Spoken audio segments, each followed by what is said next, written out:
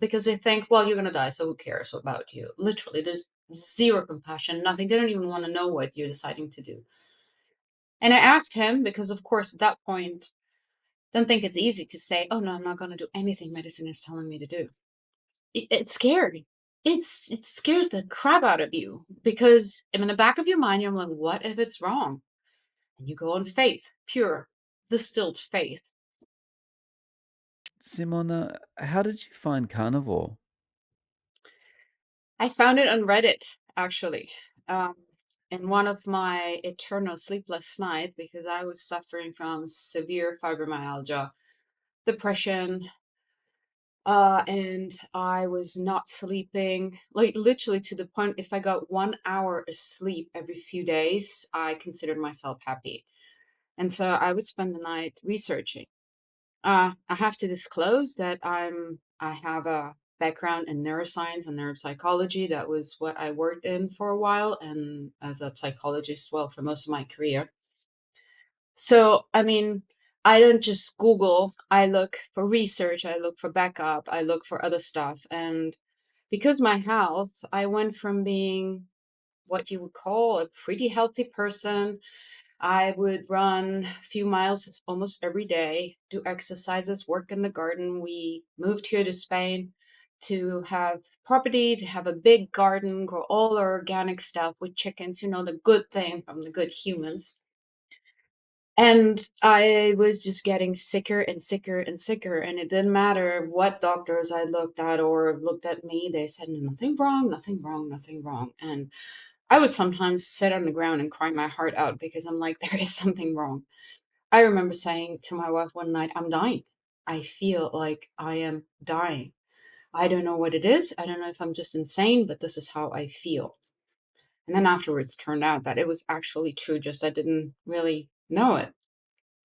But that night on Reddit, I have a memory that it was because Kim Berry posted something in a thread, but I've never been able to find that thread again after a few weeks because I wanted to thank the person that brought me there because in a few weeks it changed my life. But someone said if you suffer from fibromyalgia, try eating only meat because it's anti-inflammatory. I'm like, oh yeah, that makes sense, of course, because meat, our ancestral way of eating. Yeah. And at that point, you could have told me probably eat your own poop, and I would have tried because I was desperate, literally, when you're in total despair. And so the next morning, I told my wife, so I'm going to eat meat for a few weeks, just that. Didn't give it much thought, just let's try it.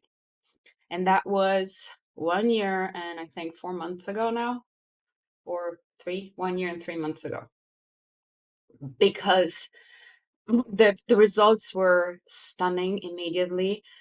Fibromyalgia went away in, I think, 2 weeks. I didn't have any inflammatory pain. I could use my hands, I could walk, I could turn. And I was that convinced me immediately. I'm like, I had tried everything. I was on so many medications and pills and everything. So that was it. And so much so that my wife saw what happened to me and she became carnivore pretty much immediately. Within a few days, she said, well, I'll finish the enchiladas and all the stuff that's in the fridge, but then I'll do the same thing. And she has been ever since too. So that was the first part. But then I had results that were completely unexpected. I'm on the autistic spectrum. I was diagnosed not too many years ago as an adult, but still, I was diagnosed quite a few years ago. And literally, most of my autistic symptoms have disappeared, especially in the social regards. I don't even remember how it was to not be able to go out, not be able to interact to anyone, or even I don't know, I need glasses, go in and talk to the person that has to make my glasses because I feel so overwhelmed by being in the presence of someone else, not being able to talk to them. Now I go out and do everything on my own without even thinking about it. I have, I used to, before carnivore, especially in that time where I was so sick, have at least one full meltdown a day. And meltdown, literally an autistic meltdown where you start screaming, banging, you want to hurt yourself because you're in so much internal pain that you don't know how to withstand it. Sometimes I had even more than one, which was obviously exhausting on my body and on my beloved wife too, because I think it must be horrible from the other side to live with something like that.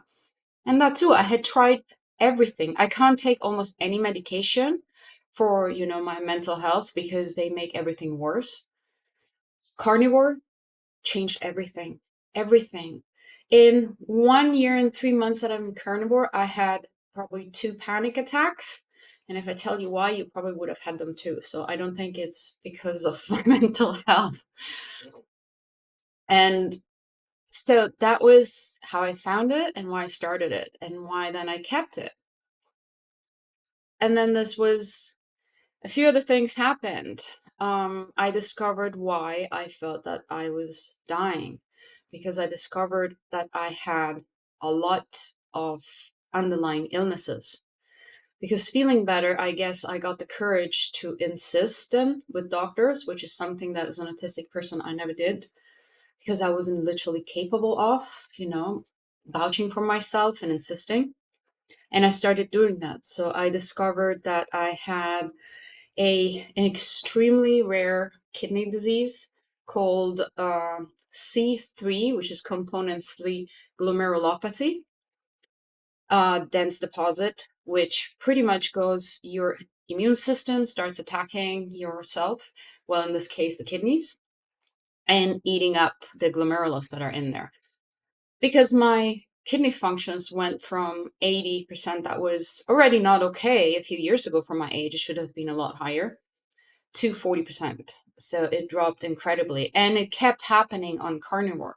That was the only thing that kept happening, and I was wondering why. Now I have an idea as to why, because then I discovered I had breast carcinoma.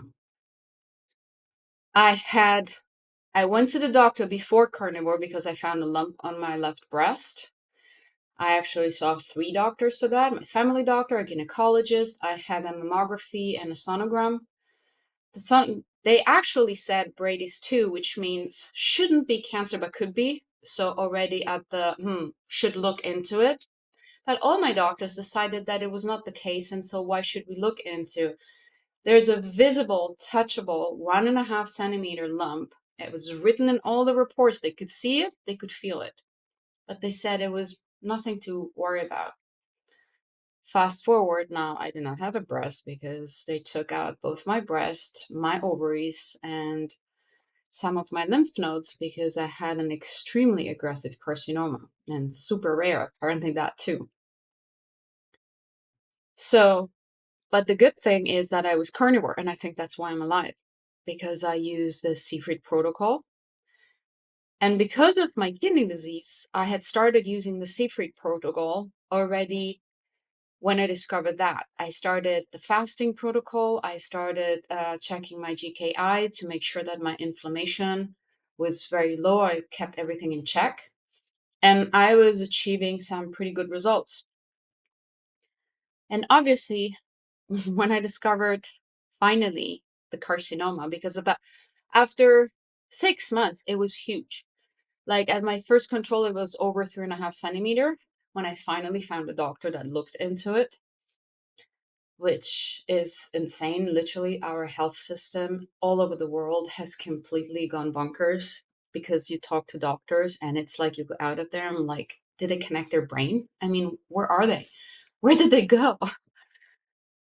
But finally, after I think that day I saw in a week 4 doctors that sent me from one to the other, to the other, to the other, and to the last one said, you have to go on an MRI and a biopsy now. Like not tomorrow, not an appointment. You go downstairs and you do it now. And of course, it was the worst thing you could imagine. You can imagine that after the shock, the seafood protocol jumped like up here. And I included circadian rhythm eating. So I would eat only up until 10 a.m., the earlier in the morning possible, because I was eating only at night. But then I really deep dove into research and I found the circadian rhythm and how light influences also your well-being and your health. And so I shifted everything, and every day I moved an hour up because it was really hard for me to eat in the morning. I was never hungry in the morning. I managed to do that, and my GKI index bounced to zero point 0.2 one day without fasting. I would eat in the morning lots of fat, like literally tons of fat, and avoid protein. Like, I don't know, I see Sammy only eats yolks. I did the same thing, eats lots of yolks to keep out the protein because that too raises your glucose. And I did that all the way up to surgery. That was constantly rescheduled because of my health insurance. Because believe it or not, they approved my right breast preventive mastectomy because I had a lump there, but it was not bad at that point. But they did not allow the removal of my carcinoma. And that brought me into a battle with my health insurance for months. And because we have also social insurance coverage in Spain, I was then referred to the oncological center here in Valencia, where they just had this horrible floodings and everything, which is right here next to me. And I was about to get surgery there. But then finally we won that thing with some angel came down from that one of the hospitals I saw, and they said, I don't care about insurances. They can't say no. It's in your insurance. They have to do it. I'll care for it. And so I was able to have surgery here. And that was better emotionally because my mother was dying here next to me in the house. And so my wife could not have come to be with me with surgery. So that too would have been a little bit of an emotional, you know, I mean, going through all of this and then being alone would have been a little bit of hell. So, but then another interesting thing is that the biopsy results, after surgery, show that from the 4 centimeter that it was, the last test I did, like I think it was the MRI with contrast that said 4 centimeters. And when they took it out, it was 3 centimeters. So I managed in 4 months, just with the protocols, Dr. Seyfried's protocol, to reduce it by 1 full centimeter. And I think that was awesome. I think that was awesome. So the lymph nodes were Wow. clear. Yeah. Everything else seems to have been clear. I just had a CT scan of my spine because they had found something on my spine before surgery and everything that I didn't even know I had cancer there. It was just for the kidneys because I had pain. And so they found something. So now I had it rechecked. And apparently this says benign. It's just bone growth. So I wonder, was it something else that turned good, or I don't know, but I don't care this time. I'm coming back. I had developed cachexia, so wasting syndrome. I'm 172 and I ended up weighing 43 kilos, I think, at my lowest after surgery. And I literally looked at myself in a mirror and I looked like I was someone coming from Auschwitz. It was shocking for me to see that. The cancer was literally eating me alive. There was not enough fat that I could eat. I mean, I would eat a lot once a day, but a ton.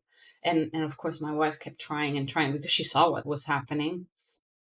And then you're on the verge. Seafood protocol says, keep that low. Don't get carbs. And you know that carbs would have you put on weight.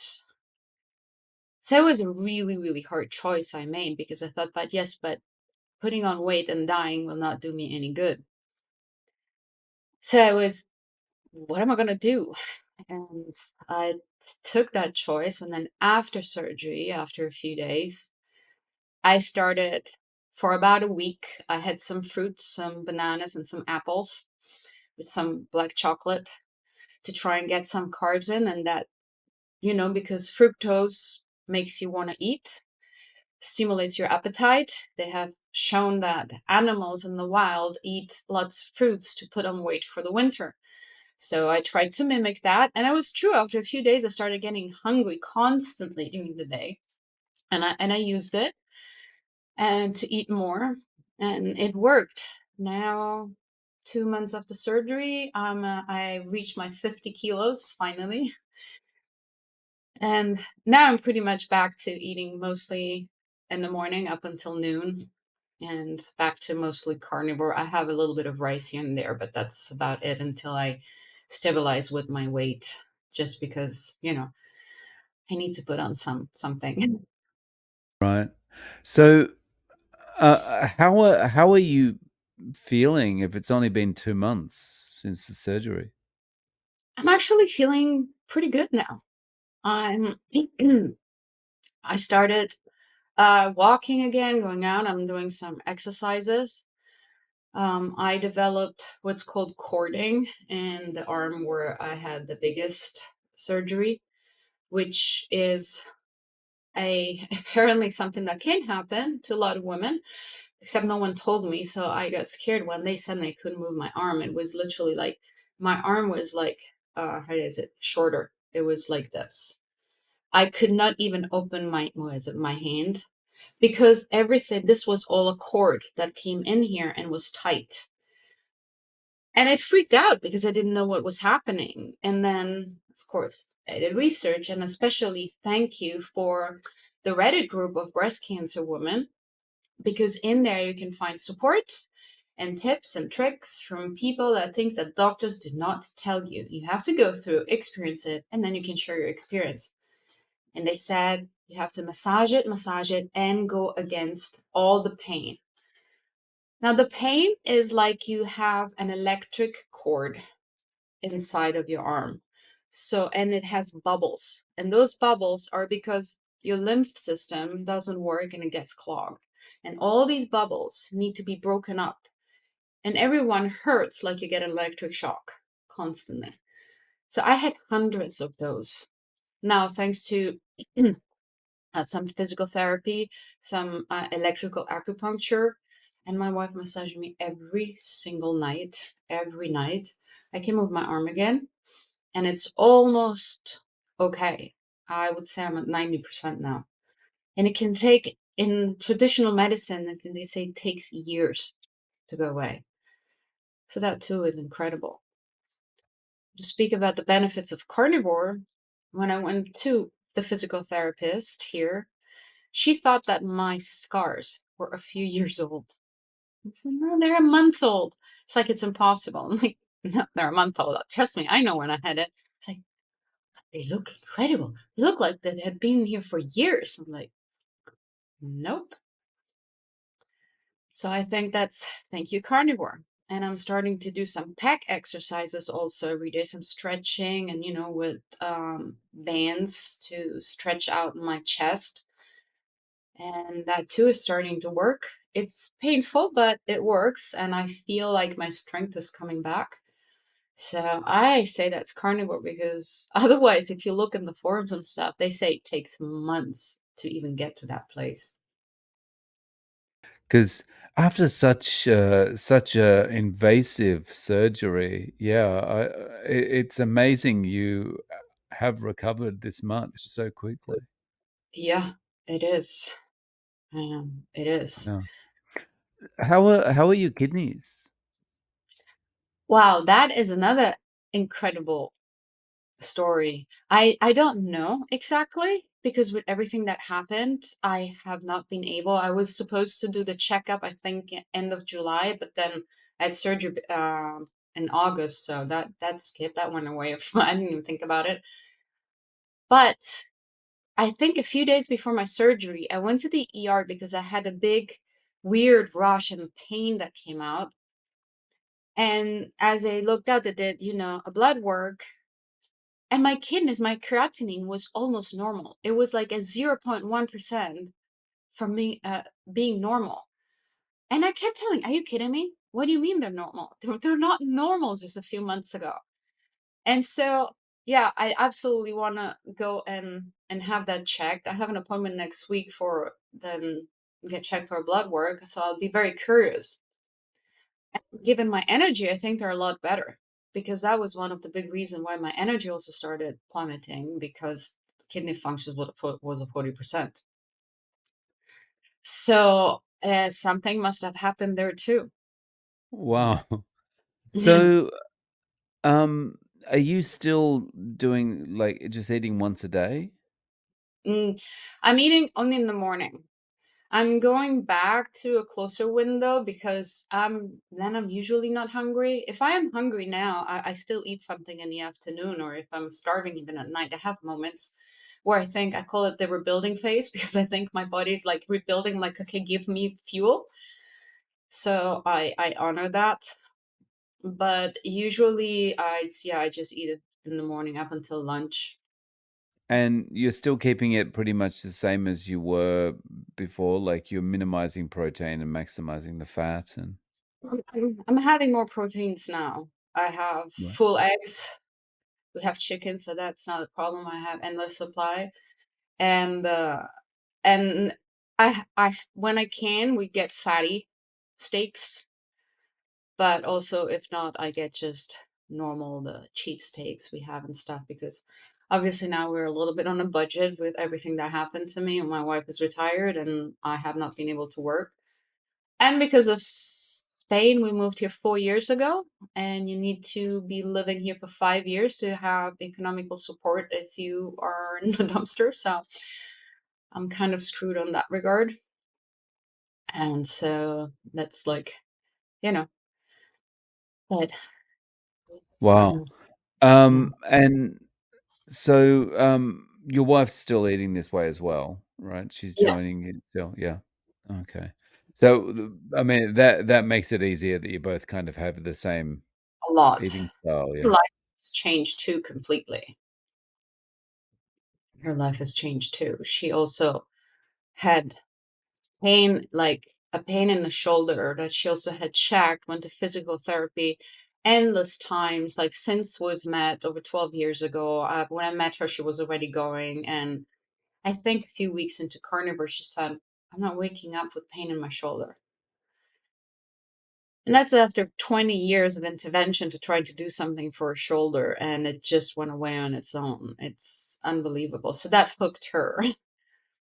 And then, of course, she got better sleep and all those things that, you say it's normal aging, you know, and then you find out it's not normal aging because I changed something and it goes away. Yeah. Yeah.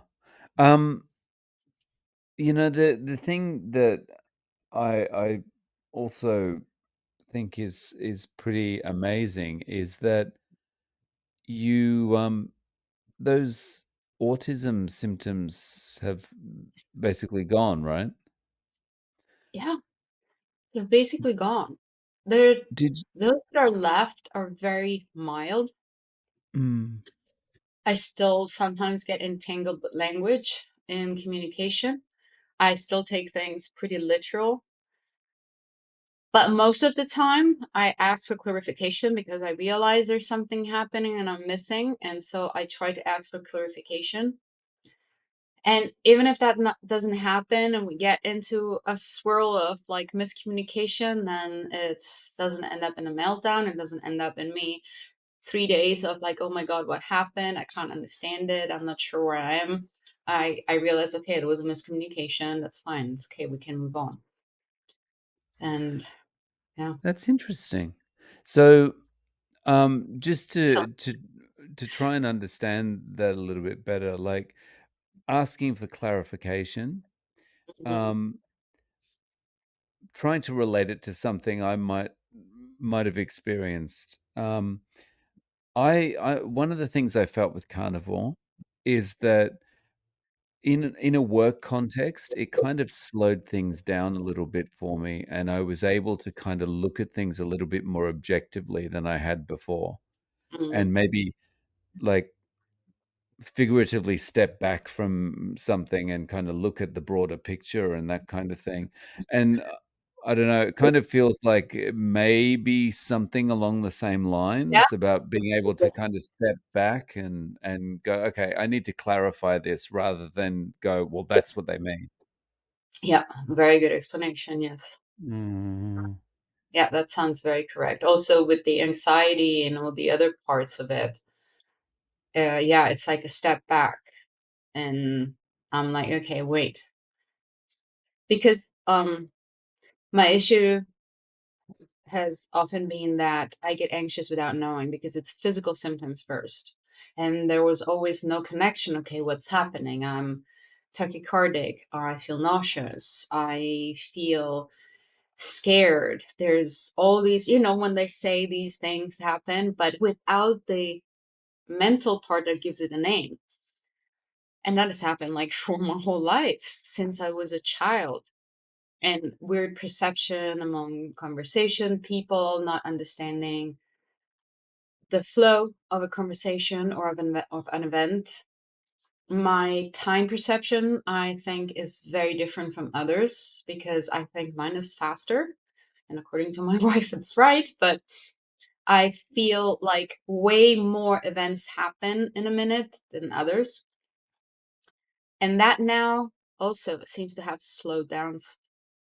Well, and I say that because when I am overwhelmed or anxious, I have a doctor appointment or I'm in a lot of pain or something, many events stack and I don't know how to get out of it. All due to this because mind you, I'm looking for a job, thinking on how to survive and all these things. So I still have a lot of stress. I feel that things start getting fast again. And then I sit down and I just leave everything and I stop doing stuff because I know that when it starts getting that fast, it's not good. So I stop it. I leave it there and I go back to it later, tomorrow, whatever, because life is not going to go under if I don't figure it out now. And so that is totally different, totally new. So before you couldn't have taken that step back, sit down and go, "Okay, I'm gonna leave it." No, no, absolutely not. Right. It's almost like you were holding on to it, like, sorry about the analogy, but like a dog with a bone kind of thing, like, can't let it go. Yeah, can't let it go. Yeah. Yeah. Mm, It's wow. like brain entanglement or some sort. Yeah. Right, right. Oh, interesting. Yeah, it's amazing what it can do for you. And having the neuroscience background, this must be very interesting for you, right? Oh, yes. Oh, yes. I mean, mind you, when I think I graduated 2007, because I started it later than usual because I was doing other stuff. And even then, they were telling us, neurons really do not really heal, regenerate as they were telling us. But if you cut a limb, then that part of the brain is taken over by other neurons and that faculty becomes enhanced, which already back then to me made no sense. And a real serious autistic, I used to ask those questions that the teachers don't want to hear because I'm like, wait a second, how can you tell me one thing and the opposite? And I was always the person that when they made a connection or a comparison with placebo, I wanted to know why the placebo worked, not why it was better or worse. I'm like, but why is it working? If it is working, shouldn't we study why that is working instead of the medicine, given that placebo is free and everyone can have it? So I was that type of, which is why then I stopped researching because I would have been fired because I was not the person that would comply to putting out wrong data, putting out the data that they want to put out. I wanted the real data, and that did not match. And so I just did neuropsychology. Which is very interesting in the field of science to be like, "Hang on, you're asking too many questions. You wanna know proper answers. Mhm. No, this is not the field for you." Exactly. Yeah. Imagine my dismay. Wow. Okay. Mhm. Yeah. So, yeah, every day every day, I kinda lose a little bit more confidence in the science field. Yeah. It's hard. Mm. Yeah, so yeah, it's kind of that it is so political is quite scary. It is. And Yeah. so my childhood friend was actually my first boyfriend. um he then went on to study medicine at Harvard, and he graduated from medical Harvard school. And he's now doing research. He's as an oncologist. He's doing research. He worked, I think, Boston. I don't know, one of the hospitals as an oncologist, and then now is doing genetic research in cancer in San Francisco. And when I told him about this, and I said, I'm not doing chemo, I'm not doing anything, which of course, what the doctors don't tell them so because they don't want to see you again. They literally don't schedule you anymore because they think, well, you're going to die, so who cares about you? Literally, there's zero compassion, nothing. They don't even want to know what you're deciding to do. And I asked him because, of course, at that point, don't think it's easy to say, oh, no, I'm not going to do anything medicine is telling me to do. It's scary. It scares the crap out of you because in the back of your mind, you're like, what if it's wrong? And you go on faith, pure, distilled faith. And I sent him this text, and then when I said I'm doing Thomas Secret Protocol, he said, well, of course you are. He's working for a pharmaceutical, and he said, of course you are. They'll do the rest. You're not going to. So there's nothing. There's no chemo. I had a type of cancer. There's no chemo. So their idea, because there's no chemo for my cancer, was to give me 4 or 5 different chemos, the strongest one they have, to someone that weighed 47 kilos and had a known by biopsy severe kidney disease. How much would I have lived? I mean, seriously, you don't even need to be a doctor to know, and radiation, of course, on top of it. So they've got no idea if there's any benefit at all. They're completely guessing, and they're like, "We've just got all of the strongest poisons possible, and we're gonna give them all to you just because maybe it might do something." Yep. Uh, Before you die, maybe. No. Yeah. And I know Oof. for sure the type of cancer because I had that biopsy done in the first hospital. And then when they sent me to the state hospital, before they looked at me, they wanted to redo the biopsy, where I have discovered that they keep your pieces and you can bring them to other places that have more biopsies. So, and they did even a genetic component of it. So yeah, it's the worst of the worst of the worst that you can get. And no one believes that they said stage 4 because every doctor I spoke to said, of course you have metastases. We just haven't found them yet, but you have them. It's impossible. For how big it is, for how aggressive this cancer is, for how rare you have metastasis. You may just don't know it. I'm like, okay. So it's interesting. It's also interesting being the patient, being them, and looking at the stare of death, I call it. They look at you like you're already dead. They don't care. So they don't even going to, they know that if they give you chemo, you don't give you chemo, you're dead, and there's nothing they can do. You got it too late, it's too big, it's too aggressive, there's nothing you can do. If you get 6 months, you're lucky. Well, 2 months after surgery, I'm going downtown with the bike today. It's electric. I'm kind of cheating because I live uphill, but I still have to pedal. It doesn't do it on its own. So I'm really proud of that. Right. So at this stage, I mean, you don't have to go for any checkups or consultations or anything from now? I should, but I don't have an oncologist and I don't even have a doctor at the moment. You know that I've not been seen by a real oncologist ever because I think the universe doesn't want me to see one because I had like 8 appointments. For one reason or the other, I couldn't get there, or they didn't show up. I had like 3 no-shows from doctors. I mean, I've never seen that. And then once I had to cancel and reschedule, and then my doctor now that I changed my family doctor here because the other one was the one that said, oh no, that's nothing. Who cares? You're a woman over 40, it's just some perimenopause stuff, and the rest is just anxiety. Because that's something that women also go through as soon as they hit 40. Because I'm not the only one. Like all the cases I hear, they're just older doctors says, well, you're a woman, you're over 40, menopause, perimenopause, anxiety. And so we don't even get to be listened to. So I changed the doctor because I had this young guy that wanted to set me up with the oncologist here, just, to have checkup 6 months, 1 year, And but when they called, because I met him because my doctor was on vacation, and he said, "Oh, you need to be set up." So he did it. Then I'm like, wow, he actually listened to me. He cares. Can I change to this doctor? I asked, and I said, yeah, you can change. You can have a different one. I'm like, okay. So I have an appointment with him and to change.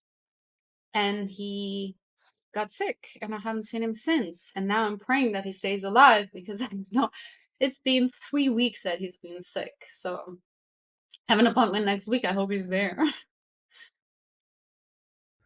Yeah, I hope I hope he's alright. So Well, 2 months post surgery, I still haven't seen a doctor.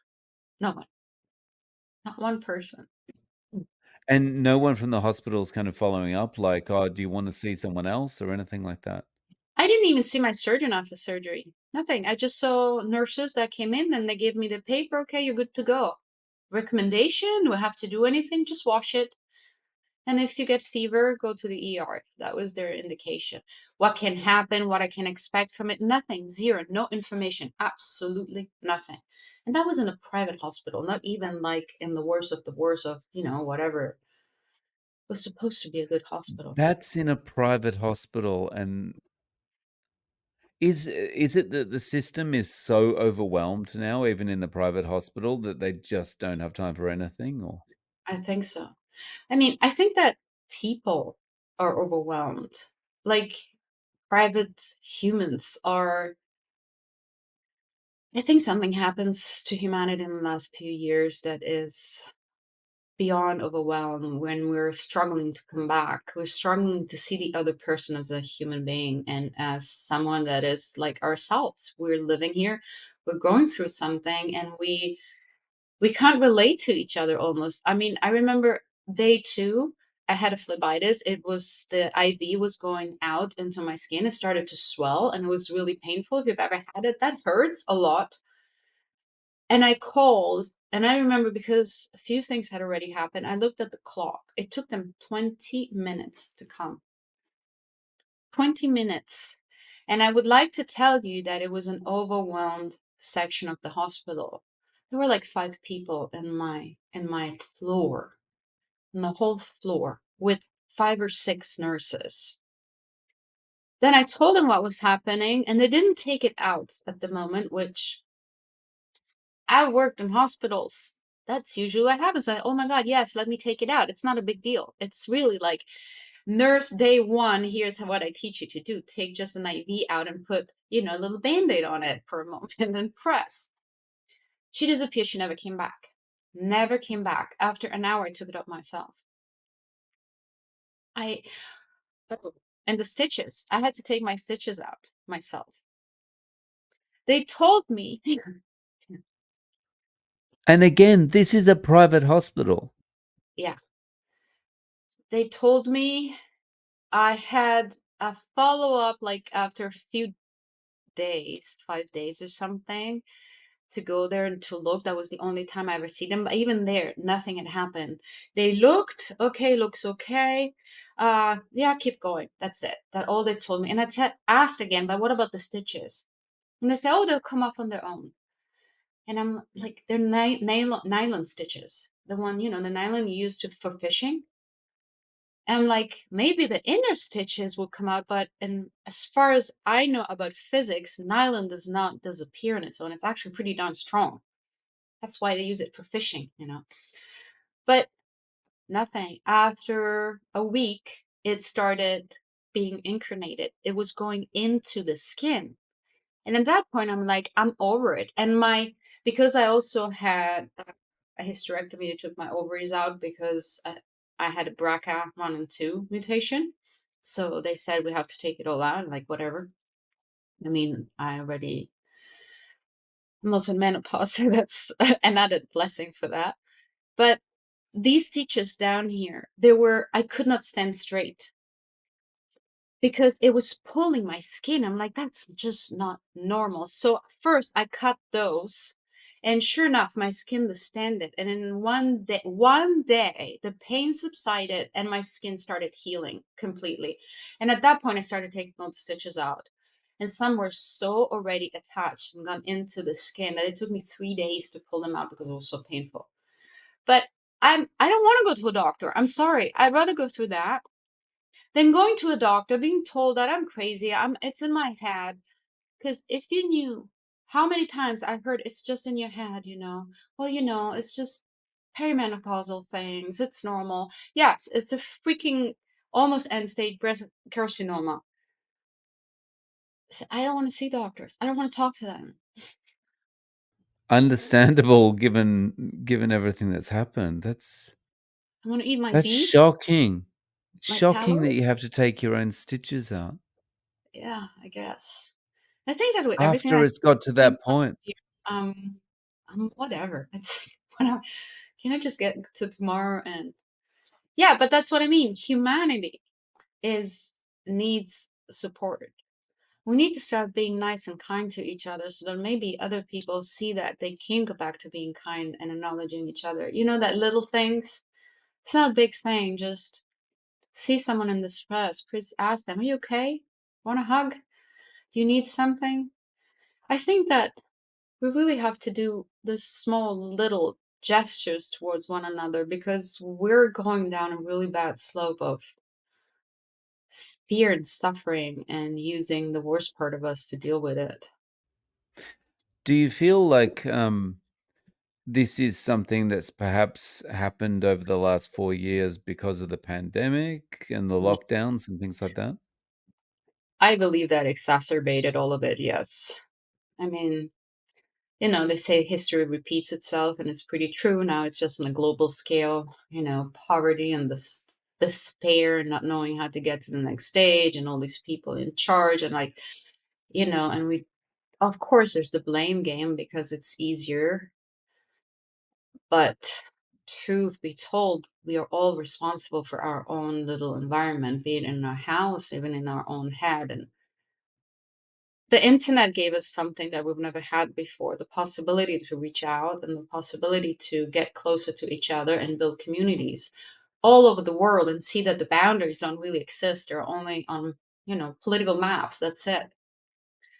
I mean, I know people from Ukraine and Russia that create communities to go against just what's happening. I know people from Israel and the surrounding countries that are coming together on a daily basis just to talk about good things in life, to contrast, even just in their head, something. And it's making an amazing thing. It's incredible to watch, which tells me we can do it because we have this amazing thing that is the internet. It's just also, I had started my channel when I saw Carrie Mann, of course, Homestead How. I had sent him a video about my autism, and that too, I'm like, I just made a video. For me, being in video, taking a picture of me was impossible because I would get so anxious. Now I have a YouTube channel where I talk about the things I'm doing. If that is not my autism, just almost disappearing. And because I wanted people to know. Because had you told me 3 years ago, just eat meat and you won't be autistic anymore, I would have laughed at you probably. Then I might would have looked into it because that's who I am, because I'm still a scientist and I still want to know what you're talking about. But first I would have laughed. Yeah, it's, same, like, when I was walking around with the pain in my knee, if someone had said, "Well, you just gotta eat meat, that's all you need to do. Eat some meat, eat some eggs, and you'll be fine." And I Right? would have been like, "Yeah, whatever." Yeah. But it is the answer, it's pretty amazing. So, how can we find your YouTube channel, Simona? Um, our Carnivore Chronicles. I think that if you go on my Facebook, like, well, oh yeah, our Carnivore Chronicles, I think it's called. No But worries.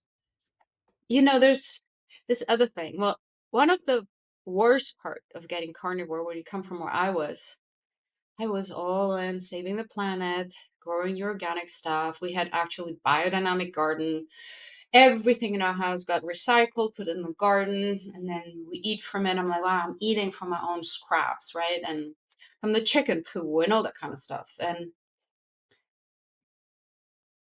And but now I look back and so I live here in close to Alicante in the Comunidad Valenciana.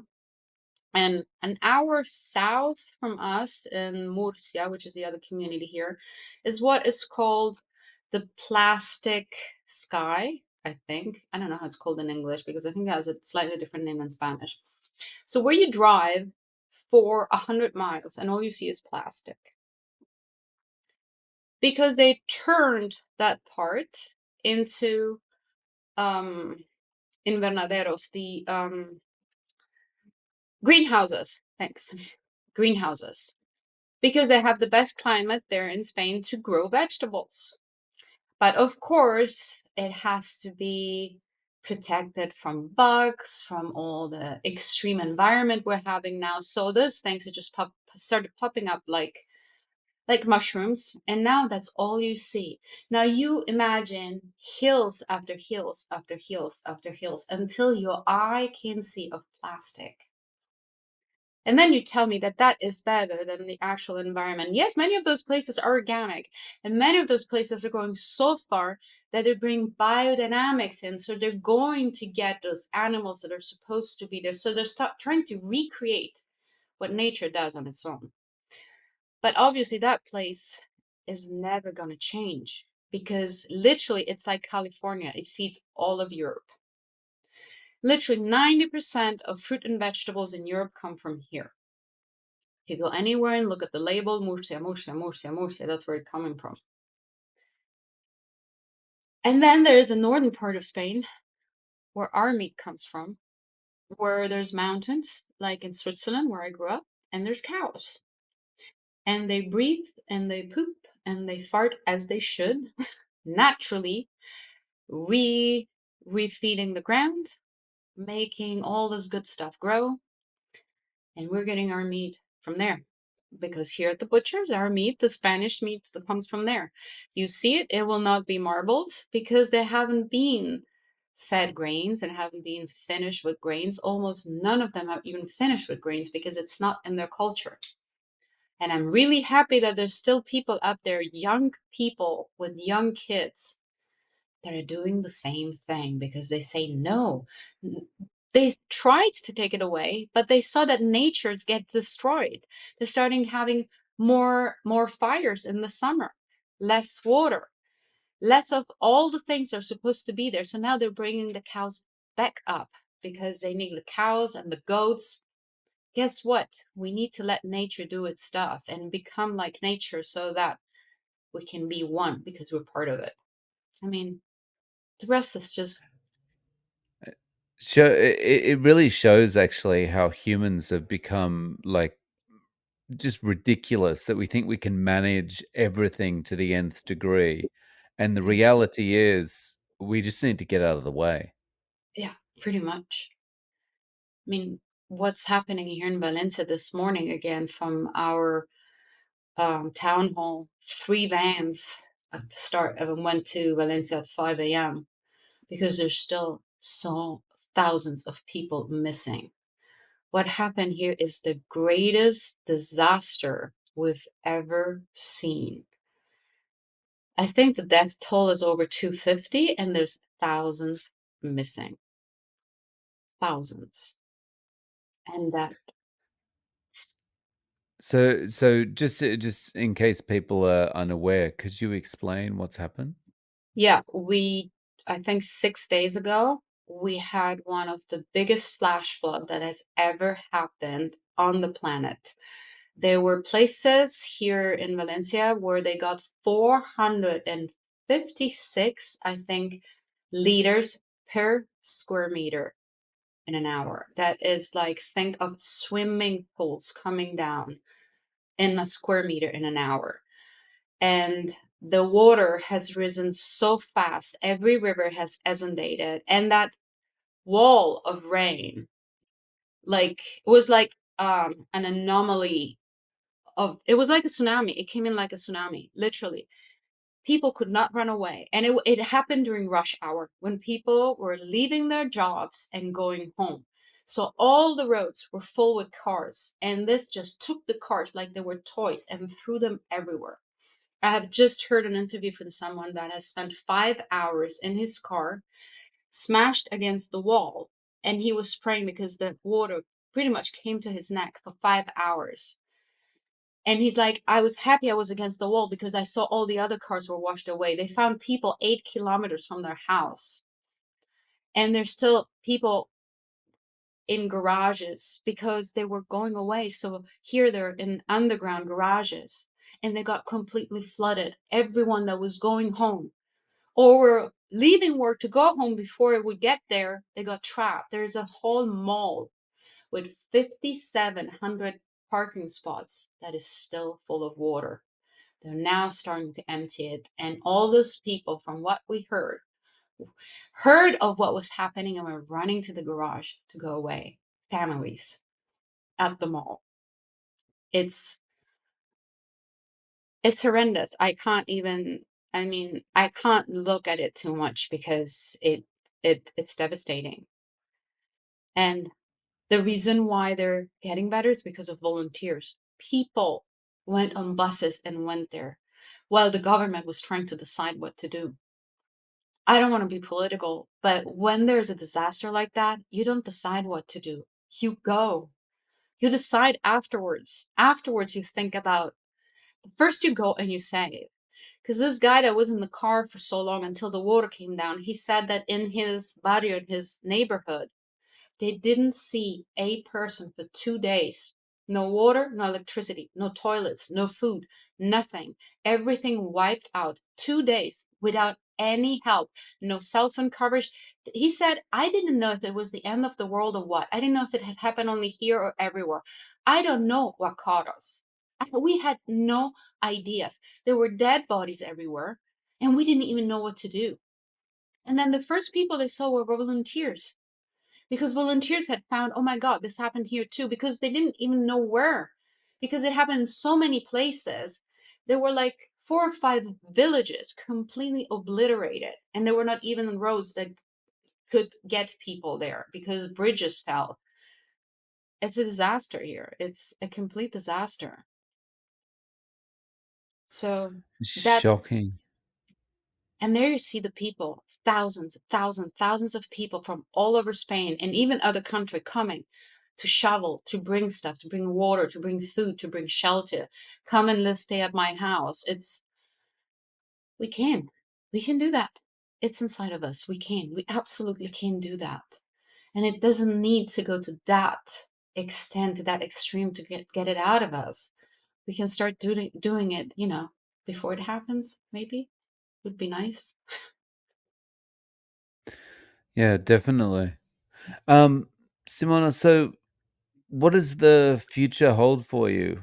It's, carnivore all the way, and, Yeah. you plan to be in Spain permanently? Yeah, this is where we live now, so I plan to stay here. Definitely carnivore. I'm telling you, these few weeks where I have added carbs, eh, I didn't like it. I didn't like it. My sleep again was not right.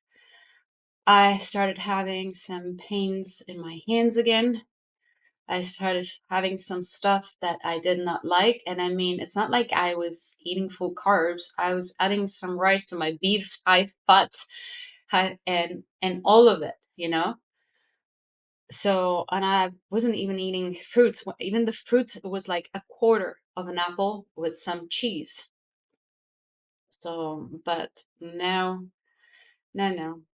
If I my weight seems to be stable now, so I guess I have reset my metabolism, so it looks good. I'm staying carnivore. Oh yes, and I'll keep telling people to consider carnivore. Right. Nice. So I'll link to your YouTube channel in the show notes. Okay. Simona, thank you so much for coming on and sharing your story. I really appreciate your time. Well, thank you very much.